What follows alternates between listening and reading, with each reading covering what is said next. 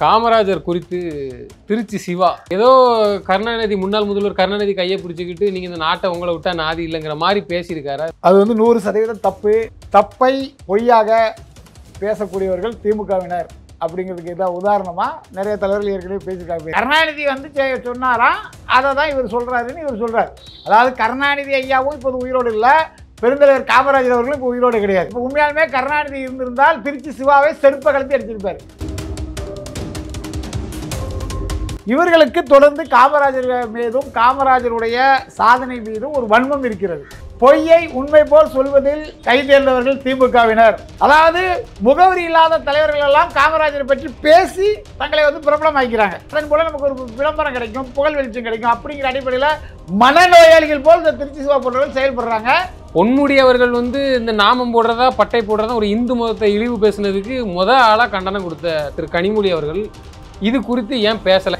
இவர்களுக்கு நாடார் ஓட்டு வேண்டும் என்றால் தங்களுடைய ப்ரொஃபைலில் பெரியார் தூக்கி தூர வீசிட்டு பணமரத்தை வச்சுக்கிடுவாங்க. யாரு? அம்மையார் கனிமொழி. ஏன் குரல் கொடுக்க மாட்டாங்கன்னா பெருந்தலைவர் காமராஜர் செய்த சாதனைகளை பற்றி அவங்களுக்கு ஒண்ணுமே தெரியாது. அதாவது திமுகவினருடைய வேலை என்பது என்னன்னா, இருக்கும்போது ஒரு பேச்சு, இல்லாத போது ஒரு பேச்சு. ஐயா ஸ்டாலின் காமராஜர் ஆட்சி கொடுக்கிறார், காமராஜர் ஆட்சி அவரே வைக்க கொடுக்காரு அப்படிதானே சொல்லிட்டு இருக்காங்க.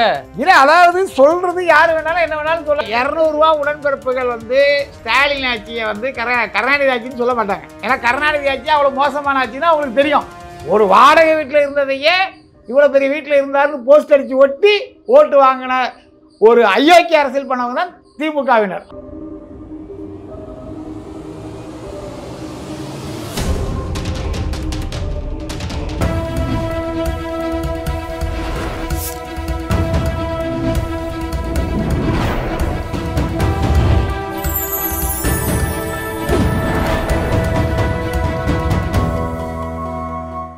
சேனல் 5 தமிழ் நேயர்களுக்கு வணக்கம். இன்றைய நேர்காணலில் நம்மோடு பேச இருப்பது தமிழ்நாடு நாடார் சங்க தலைவர் முத்துரமேஷ் நாடார் அவர்கள். சார் வணக்கம். சார் வணக்கம். சார், காமராஜர் குறித்து திருச்சி சிவா திமுகவுடைய எம்பி தேவையில்லாத வார்த்தை மாதிரி தெரியுது. ஏன்னா நம்ம பார்த்துருப்போம் அவர் எப்படி மறித்தாருங்கிறதுல வரலாறு ரீதியாக படிச்சிருப்போம், கேட்டு தான் நாங்கள் தெரிஞ்சுக்கிட்டோம்.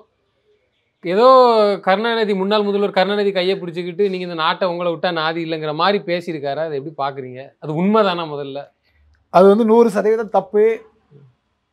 தப்பை பொய்யாக பேசக்கூடியவர்கள் திமுகவினர் அப்படிங்கிறதுக்கு இதான் உதாரணமாக நிறைய தலைவர்கள் ஏற்கனவே பேசியிருக்காங்க. கடந்த 5 ஆண்டுகளில் பார்த்தீங்கன்னா முதல்ல பொய்யை பேசினவர் வந்து அமைச்சர் துரைமுருகன். அவர் சட்டசபையில் என்ன சொன்னார்னு தெரியுங்களா உங்களுக்கு? சட்டசபையில் வந்து சைரன் வச்ச காரே வேண்டான்னு கருணாநிதி சொல்லிட்டாரு அப்படின்னு சொன்னார். ஆனால் சைரன் கட்சி கார் வேண்டான்னு சொன்னது யார்? காமராஜர் ஐயா. அதே மாதிரி கட்டை விரலை வெட்ட சொன்ன பெருந்தலைவர் காமராஜருக்கே சமாதி கட்டியவர்கள் நாங்கள் அப்படி சொன்னது யாரு? RS பாரதி. இப்போ திருச்சி சிவா. இவர்களுக்கு தொடர்ந்து காமராஜர் மீதும் காமராஜருடைய சாதனை மீதும் ஒரு வன்மம் இருக்கிறது. இவர்கள் செய்வது ஊழல் ஆட்சி, நேர்மை இல்லாத ஆட்சி. அப்படிங்கிற பட்சத்தில் நேர்மையான தூய்மையான ஆட்சி தந்த பெருந்தலைவர் காமராஜரை பற்றி அவதூறுகள் கிளப்புவது, பொய்யான தகவல்கள் சொல்வது, அதன் மூலம் மக்களை திசை திருப்பது, இதை வந்து வாடிக்கையாக வைத்திருக்காங்க. அந்த வகையில் திருச்சி சிவா அவர்கள் ஒரு பச்சை பொய்ய ஒரு கேவலமான முறையில் பேசியிருக்கார். இதுக்கு வந்து கடுமையான கண்டனத்தை வந்து ஐயா திருச்சி வேலுச்சாமி அவர்கள் சொல்லியிருக்காங்க, சீமானை சொல்லியிருக்காங்க. இவங்கெல்லாம் வந்து எதிர்ப்பு தெரிவித்தாலும் பொய்யை உண்மை போல் சொல்வதில் கைதேர்ந்தவர்கள் திமுகவினர் அப்படிங்கிற அடிப்படையில் திருச்சி சிவா வந்து என்ன சொல்கிறாரு? பெருந்தலைவர் காமராஜர் வந்து ஏசி இல்லாத ரூமில் தங்க மாட்டார், ஏசி இல்லைன்னா அவரால் தூங்க முடியாதுன்னு சொல்லி ஒரு தலைவர் மீது, அவர் ஒரு எளிமையான நேர்மையான தூய்மையானுங்கிற தலைவரை தாண்டி நம்ம வரலாறுலேயே நிறையா படிக்கிறோம். இல்லை, கூட உட்காந்து பார்த்த மாதிரியே பேசுகிறாரு. அதான் கேட்குறேன். அதாவது எப்படின்னா, அது கருணாநிதி வந்து இவர்கிட்ட சொன்னாராமா. அவர் சொன்னதை தான் இவர் சொல்றாரு. ஆமாம், கருணாநிதி வந்து சொன்னாராம், அதை தான் இவர் சொல்கிறாருன்னு இவர் சொல்கிறார். அதாவது கருணாநிதி ஐயாவும் இப்போது உயிரோடு இல்லை, பெருந்தலைவர் காமராஜர் அவர்களும் இப்போ உயிரோடு கிடையாது. அந்த தைரியத்தில் பேசினார். இப்போ உண்மையாலுமே கருணாநிதி இருந்திருந்தால் திருச்சி சிவாவை செருப்பை கலத்தி அடிச்சிருப்பாரு. நான் எங்கடா சொன்னேன் அப்படின்ட்டு. இவனுங்க அரசியலுக்காக பொய் பேசுங்கிறதுக்காக இந்த மாதிரியான கட்டுக்கதைகளை இப்போ தொடர்ந்து பேசுறதை வாடிக்கை வச்சிருக்காங்க. இப்போ அவர் சொன்னதில் ஃபர்ஸ்ட் பாயிண்ட் வருவோம். ஏசி இல்லாத ரூமில் காமராஜர் ஐயா தூங்க மாட்டார் அப்படின்னு சொல்லியிருக்காங்க. ஆனால் நம்ம வரலாறுல படிக்கிறோம், ஒரு கலெக்டர் அலுவலகத்துக்கு போகிறாரு. அப்போ வந்து வேப்ப மரத்துக்கு அடியில் ஒரு கட்டில் போட்டு காமராஜரை படித்ததாக நம்ம வரலாறு படிக்கிறோம். அப்போது ஏசியில் இப்போ தூக்கமே ஏசி இல்லைன்னா தூங்காத தலைவர் எப்படி ஒரு மரத்துக்கு அடியில் படுத்திருப்பார் அப்படிங்கிறத நம்ம சிந்திச்சு பார்க்கணும். அவருடைய சூழல் என்பது இயற்கையான சூழல். ஒரு கதர் வேட்டி கதர் சட்டை போட்டுட்டு இருந்தவர், சொல்லப்போனால் ரஷ்யாவில் வந்து கடும் குளிர் இருக்கும்போது கோட் சூட்லாம் தைச்சி கொடுக்கும்போது அதெல்லாம் வேண்டாம் அப்படின்னு சொல்லி வெள்ளை வேட்டி வெள்ளத்தோட ஒரு பச்சை தமிழனாக தமிழர் தலைவராக அங்கே போய் அவர் வந்தார். இது வந்து நமக்கு எல்லாருக்கும் தெரியும். அப்படி இருக்கும்போது இவர்கள் திட்டமிட்டு இந்த மாதிரியான ஒரு பொய் பரப்புரை பண்ணியிருக்காங்க. இதற்கு திருச்சி சிவாவுக்கு கடுமையான கண்டனத்தை தெரிவிக்கணும். அவர் வந்து பகிரங்க மன்னிப்பு கேட்கணும். அப்படி இல்லாத பட்சத்தில் தமிழ்நாடு நாடக சங்கம் மற்றும் நாடார் அமைப்புக்கு சேர்ந்து நாங்கள் மிகப்பெரிய போராட்டத்தை முன்னெடுப்பு என்பதை திமுகவினருக்கும் திமுகவுடைய தலைவர் முதல்வர் மு க ஸ்டாலினுக்கு தெரிவித்து கொடுக்கணும். அப்புறம் போய் 2 இதில் என்ன சொல்கிறார் அப்படின்னா, காமராஜர் ஐயா படுத்த படுக்கையாக இருந்தாங்க, அப்போ கருணாநிதி கையை பிடிச்சிட்டு ஜனநாயகத்தை நீ தான்ப்பா காப்பாற்றணும், உன்னால தான் முடியும் அப்படின்னு சொல்லி சொன்னாங்க. காமராஜர் ஐயா வந்து திருப்பதியை தாண்டி வெளியே போகக்கூடாதுன்னு கருணாநிதி சொன்னார் அப்படின்னு இவர் சொல்கிறார். இதில் ஏதாவது ஒரு உண்மை இருக்கா? எமர்ஜென்சி பேரில் திமுகவினரெல்லாம் தூக்கி உள்ளே வச்சுட்டாங்க. அவங்களையே காப்பாற்ற முடியாத அன்றைய தமிழக முதல்வர் கருணாநிதி அவர்கள் பெருந்தலைவர் காமராஜரை காப்பாற்றுவேன்னு சொல்லி சொன்னதுங்கிறதெல்லாம் நம்புற மாதிரியாக இருக்குது. பொய் சொல்லணுனாலும் ஒரு பொருந்தமாக சொல்லணும். இவங்க பொய்யை பச்சை பொய்யை உண்மை போல பேசுவதுங்கிறது ஒட்டுமொத்த தமிழக மக்களும் கடுமையாக எதிர்ப்பாங்க. இதற்கு கடுமையான கண்டன குரல்களை சமூகத்தில் பார்த்தீங்கன்னா நேற்று ஃபுல்லாகவே வந்து திருச்சி சிவாவை கிழித்து தொங்க விட்டுட்டாங்க. ஆனாலும் முதல்வர் அவர்கள் திமுகவுக்கு வந்து ஆதரவாக காமராஜ் தொண்டர்கள் இருக்க வேண்டும் என்றால் உண்மையை மட்டும் பதிவு பண்ணணும். வாயை மூடிட்டு அமைதியாக இருக்க நல்லதுன்னு. ஆமாம், முதல்வர் வந்து நேற்று காமராஜரை புகழ்ந்து பேசியிருக்காரு, பிரதமர் பேசியிருக்காரு. இப்படி ஒரு சூழலில் திமுகவை சேர்ந்த ஒரு ராஜ்யசபா எம்பி திருச்சி சிவா வந்து இது பேச வேண்டிய அவசியம் என்ன இருக்குது? இந்த இடத்துல காமராஜரை பற்றி அவர் எதுக்கு பேசுகிறாரு? அதாவது முகவரி இல்லாத தலைவர்கள் எல்லாம் காமராஜரை பற்றி பேசி தங்களை வந்து பிரபலமாக்கிறாங்க. ஏன்னா இந்த மாதிரி சர்ச்சையாக பேசுனா காமராஜர் தொண்டர்கள் நம்மளை சும்மா விட மாட்டாங்க, நம்மளை திட்டி மறுபடியும் திருப்பி திட்டுவாங்க, போராட்டம் நடத்துவாங்க, அதன் மூலம் நமக்கு ஒரு விளம்பரம் கிடைக்கும், புகழ் வெளிச்சம் கிடைக்கும். அப்படிங்கிற அடிப்படையில் மனநோயாளிகள் போல் இந்த திருச்சி சிவா போன்றவர்கள் செயல்படுறாங்க. இதை வந்து எப்படி ஏற்றுக்கிட முடியாது? இல்லை, திமுகவில் கனிமொழி அவர்கள், அம்மையார் கனிமொழி, தூத்துக்குடி பாராளுமன்ற உறுப்பினர் அம்மையார் கனிமொழி அவர்கள் வந்து எந்த அளவுக்கு குறிப்பாக சொல்லப்போனால் வெளிப்படையாக சொல்லப்போனால் அவங்க தூத்துக்குடியை சூஸ் பண்ணதுக்கு காரணமே ஒரு நாடார் சமுதாயம் பரவலாக இருக்கிறாங்க, அதை தாண்டி ஒரு சப்போர்ட் கிடைக்குன்னு சொல்லி தான். இது வந்து வெளிப்படையாக தெரிஞ்ச உண்மை, இதை மறுக்க முடியாது. பொன்முடி அவர்கள் வந்து இந்த நாமம் போடுறதா பட்டை போடுறதா ஒரு இந்து மதத்தை இழிவு பேசுனதுக்கு ஆளாக கண்டனம் கொடுத்த திரு கனிமொழி அவர்கள் இது குறித்து ஏன் பேசலை? ஏன்னா இப்போதைக்கு திமுக இருக்கக்கூடிய ஒரு முகமாக பார்க்கப்படக்கூடியது. இது நான் இப்படி பேசுனால ஒன்றும் இல்லை, இது வெளிப்படையான தெரிஞ்ச உண்மை. அது எந்த அடிப்படையில் அவங்க கொண்டு வந்தாங்கன்னு தெரியல, அது தெரியல. ஆனால் பெரும்பாலும் நாடார் சமூகம் அதிகமாக வசிக்கக்கூடிய மக்கள் வந்து அவர்கள் ஆதரிச்சு எம்பி ஆயிருக்காங்க. அவங்க ஒருத்தராவது பேசலாம்ல, இதுக்கு கண்டனம் இல்லை. அவங்க வந்து அதெல்லாம் பேச மாட்டாங்க, பேசக்கூடிய அளவுக்கு அவர்களுக்கு வந்து இல்லை. அவங்க வந்து எம்பி, அவங்களும் ஒரு எம்பி. இப்போ சட்டசபையில் எம்எல்ஏ யாரும் பேசினாவது ஓகே, அவங்க தான் நாடாளுமன்ற குழு தலைவியாக இருக்காங்க. நீங்கள் பேசுனது கண்டிப்புன்னு சொல்லி ஸ்டாலின் அவர்கள் 2வது தூரத்தில் இல்லைங்க, இந்த அம்மையாராவது பேசியிருக்கலாம்ல. இல்லை, இவங்க வந்து திமுகவினரை பொறுத்தளவுக்கு, குறிப்பாக கனிமொழியை பொறுத்தளவுக்குலாம் சும்மா அவங்க பேசுறது ஒன்று செயல்பட ஒன்றா இருக்கும். இப்போ போன ஆட்சி காலத்தில் பார்த்தீங்கன்னா டாஸ்மார்க் மதுபான கடைகள் வந்து மூடணும், இந்தியாவிலே அதிக விதவைகள் இருக்கிற மாநிலம் தமிழ்நாடுன்னு சொன்னாங்க. அப்போ டாஸ்மார்க் ஏதாவது மூடுறதுக்கு அவங்க ஏதாவது இது வரைக்கும் குரல் கொடுத்துருக்காங்களா? இல்லை, நான் இந்த கேள்வியை ஏன் கேட்கல? இல்லை, அதுதான் சொல்கிறேன். நான் சொல்கிறது என்னன்னா, இவங்க வந்து சொல்வது ஒன்று செய்வது ஒன்று. இவர்களுக்கு நாடார் ஓட்டு வேண்டும் என்றால் தங்களுடைய ப்ரொஃபைலில் பெரியார் தூக்கி தூர வீசிட்டு பணமரத்தை வச்சுக்கிடுவாங்க. யாரு? அம்மையார் கனிமொழி. அதைத்தான் கேட்க, அவ்வளோ அக்கறை இருக்கிறவங்க இதுக்கு குரல் கொடுக்க வேண்டியதானே? குரல் கொடுக்க மாட்டாங்க. ஏன் குரல் கொடுக்க மாட்டாங்கன்னா, பெருந்தலைவர் காமராஜர் செய்த சாதனைகளை பற்றி அவங்களுக்கு ஒன்றுமே தெரியாது. பெருந்தலைவர் காமராஜரை பற்றியும் அவங்களுக்கு ஏதாவது தெரியுமானாலும் அது தெரியறது கூட வாய்ப்பு இல்லை. அவங்களுக்கு பெருந்தலைவர் காமராஜரை பற்றியோ இல்லை அவர் பிறந்த சமுதாயத்தை பற்றியோ அவர்களுடைய வரலாறை பற்றியோ நேர்மையை பற்றியோ தூய்மையை பற்றியோ அவர் வந்து 9 ஆண்டுகாலம் பொற்கால ஆட்சி தந்ததை பற்றி எதுவுமே தெரியாது. தெரிஞ்சால் தானே அதுக்கு அவங்க வந்து எதிர்ப்பு தெரிவிப்பாங்க. அவங்களுக்கு ஒன்றுமே தெரியாது. அவங்க வந்து பாவம், அவங்க தான் ஏசி ரூமில் உட்காந்துக்கிட்டு வெளியே மக்களோட பிரச்சனை என்னன்னு தெரியாது. அப்படிப்பட்ட ஒரு எம்பி வந்து எப்படி பேசுவாங்க? பேச மாட்டாங்க. அதுக்கான சூழலும் கிடையாது. உண்மையாலவே மக்கள் பிரச்சனை பற்றி தெரிந்த ஒரு நாடாளுமன்ற உறுப்பினர் என்றால் இதற்கு நீங்கள் சொன்ன மாதிரி உடனடியாக கடும் கண்டனத்தை தெரிவித்திருப்பாங்க. காமராஜர் செய்த நேர்மையான தூய்மையான ஆட்சியை பற்றி, அவர் வாழ்ந்த வரலாறை பற்றி சொல்லியிருப்பாங்க. அதாவது அவர் சாகும்போது வெறும் 100 ரூபா கூட இல்லை அப்படிங்கிற அந்த வரலாறுலாம் நம்ம படிக்கிறோம். அதாவது திமுகவினருடைய வேலை என்பது என்னன்னா, இருக்கும்போது ஒரு பேச்சு, இல்லாத போது ஒரு பேச்சு.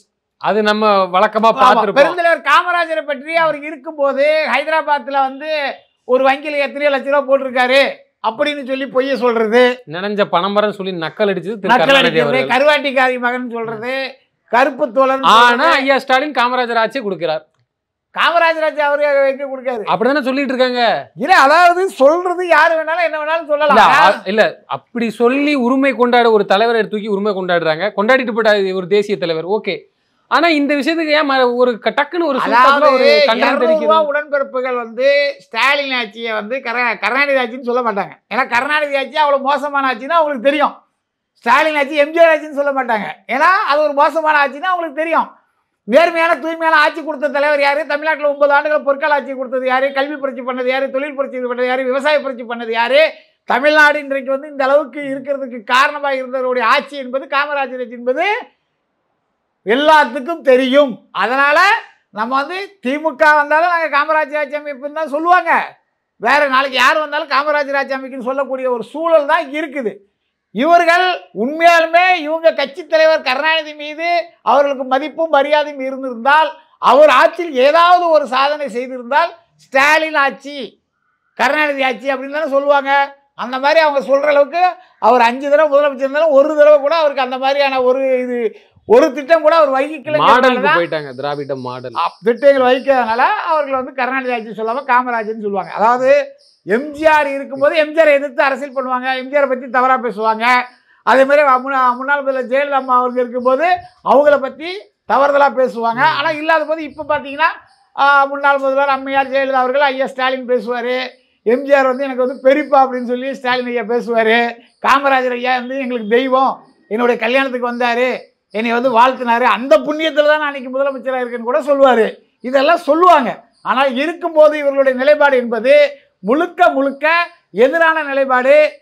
தலைவர் வாழ்ந்த வீடு டி நகர் வீட்டுடைய போஸ்ட் அடித்து போட்டு ஏழை பங்காளின் மாளிகையை பாரு, ஏழை பங்காளிக்கு இப்படி இவ்வளோ பெரிய மாளிகையில் இருக்காரு, ஒரு வாடகை வீட்டில் இருந்ததையே இவ்வளோ பெரிய வீட்டில் இருந்தாருன்னு போஸ்ட் அடித்து ஒட்டி ஓட்டு வாங்கின ஒரு அயோக்கிய அரசியல் பண்ணவங்க தான் திமுகவினர். அவர்களிருந்து நீங்கள் வந்து எப்படி நல்ல விஷயத்தை எதிர்பார்க்க முடியும்?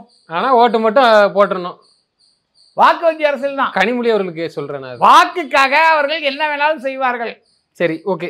அவங்க கிட்ட காந்தி இருக்காரு, அதனால காந்தியை கொடுத்து யார் ஓட்ட வேணாலும் எங்க வேணாலும் வாங்கிடலாம் அப்படிங்கிற சிந்தனையில அவங்க செயல்பட்டு இருக்காங்க. திமுகவுடைய வரலாறு நம்ம ஆரம்ப கட்ட காலத்திலே பார்த்துருப்போம்.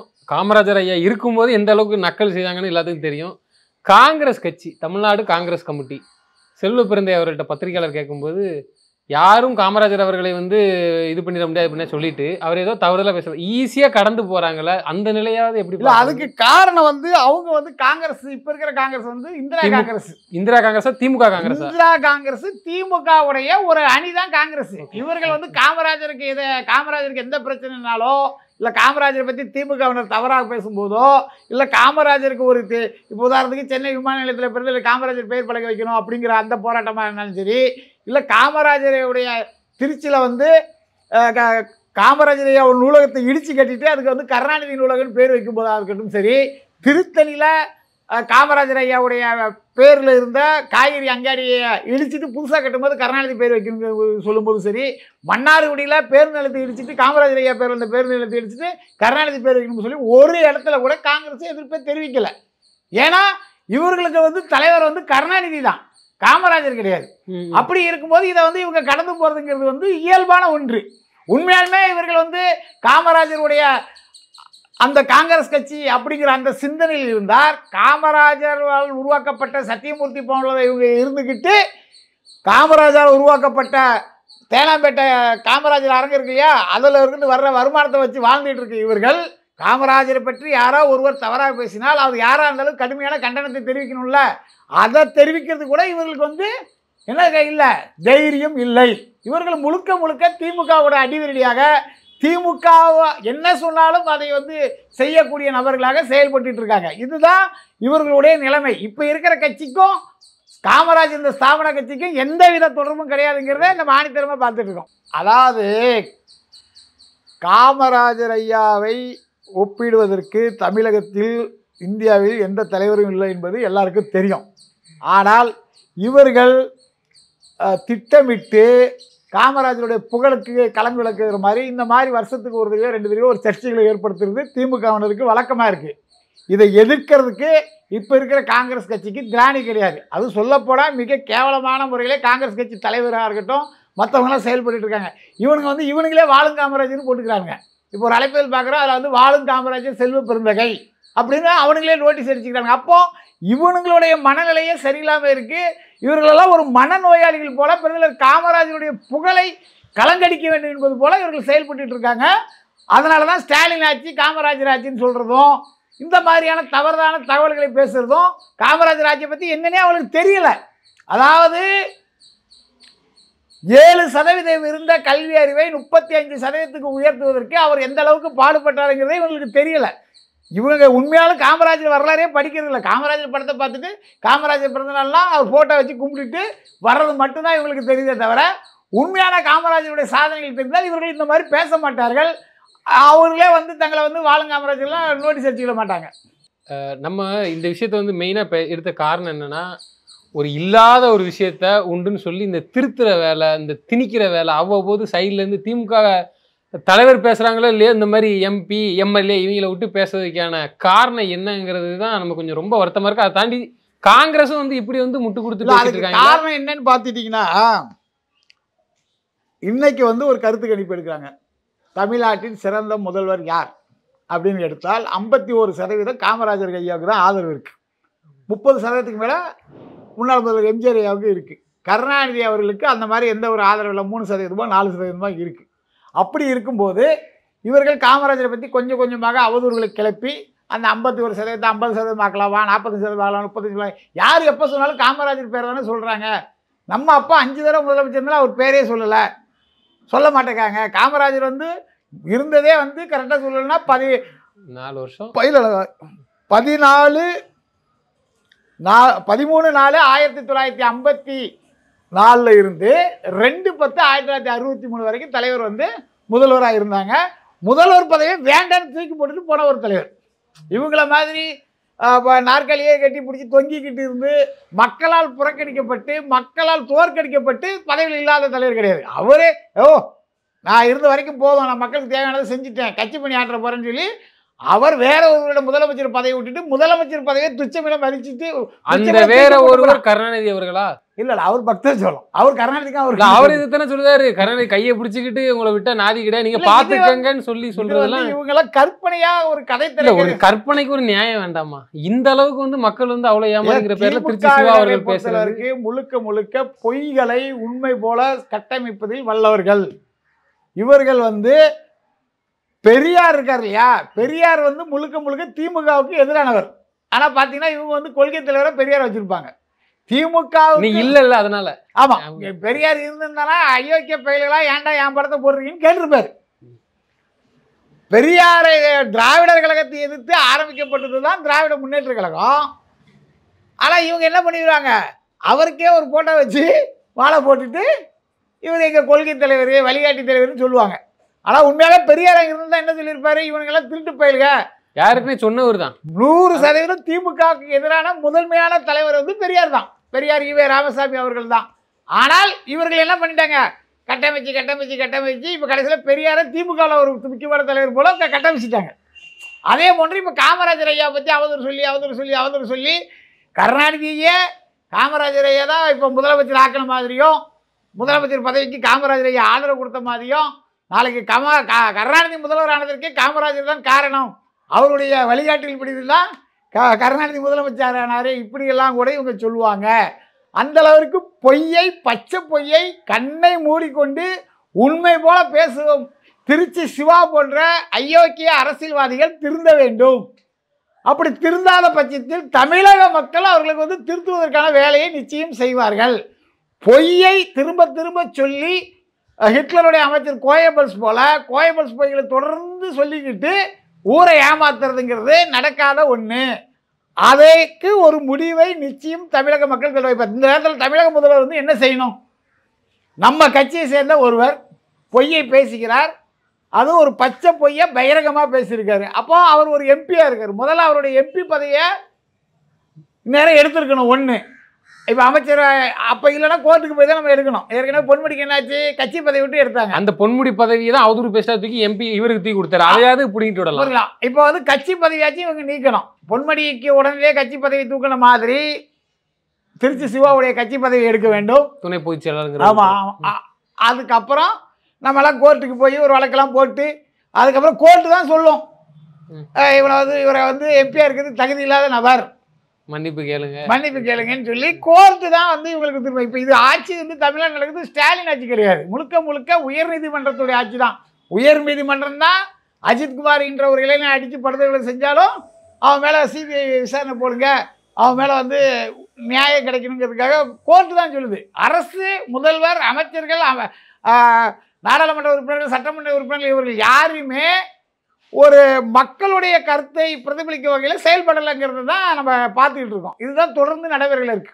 இறுதியான ஒரு கேள்வி, நீங்கள் ஒரு நாடார் சங்க தலைவருங்கிறதுனால நான் உங்கள்கிட்ட கேட்குறேன். ஏன்னா நீங்கள் தான் அந்தளவுக்கு வந்து ஆதங்கத்தை கொட்டிருக்கீங்க. உங்கள் சங்க சார்பாக மக்களுக்கு என்ன சொல்ல விரும்புகிறீங்க? ஏன்னா இப்படி ஒரு பொய்யை பரப்பிட்டு இருக்காங்க, தேர்தல் வேறு கிட்ட நெருங்குது. உங்கள் பதிவு. அதாவது பெருந்தலைவர் காமராஜருடைய தொண்டர்கள், நாடார் சமுதாய மக்கள் அனைவரும் பெருந்தலைவர் காமராஜரை பற்றி தொடர்ந்து 5 ஆண்டு காலமாக இந்த திமுக ஆட்சியிலே அவதூறுகள், பெருந்தலைவருடைய புகழுக்கு களங்கு விளைக்கும் செயல்கள் தொடர்ந்து செஞ்சுட்டு வராங்க. இதை நம்ம எல்லாம் தொடர்ந்து பார்த்துக்கிட்டு இருக்கோம். இந்த வகையில் திமுகவினர் வந்து காமராஜரை பற்றி இனிமேல் தவறுதலாக பேசக்கூடாது அப்படிங்கிற அளவிற்கு முதல்வர் மு.க. ஸ்டாலின் அவர்கள் திருச்சி சிவா மீது கடுமையான நடவடிக்கை எடுக்க வேண்டும் அப்படிங்கிறதான் நாடார் சமுதாயத்துடைய கோரிக்கையும் பொதுமக்களுடைய கோரிக்கையும். அப்படி இல்லாத பட்சத்தில் வருகின்ற 2026 தேர்தலில் காமராஜர் ஐயாவை பற்றி தொடர்ந்து அவதூறு செலுத்தி வரும் திமுகவினர்களுக்கு சரியான பதிலடியை வாக்கு மூலம் நாங்கள் கொடுப்போம் என்பதை தெரிவித்துக் கொள்கிறோம். திருச்சி சிவா மேட்டர் இந்த இதோடு நாங்கள் விட மாட்டோம். தொடர்ந்து போராட்டங்களை முன்னெடுப்போம். திமுக, அதாவது ஆர்எஸ் பாரதி எப்படி பகிரங்கமாக மன்னிப்பு கேட்டாரோ அதே போல் திருச்சி சிவாவும் மன்னிப்பு கேட்க வேண்டும். அப்படி இல்லைன்னா அவரை மன்னிப்பு வைக்கிற வரைக்கும் நாங்கள் போராடுவோம். நிச்சயமாக சார். ஸ்டாலின் அவர்களது ஆட்சி காமராஜர் ஆட்சின்னு சொல்லி பேசிகிட்டு இருக்கிறாங்க. அது வரக்கூடிய தேர்தலில் தெரிய வரும். தொடர்ந்து தங்களது கருத்துக்களை பயந்தமைக்கு நன்றி.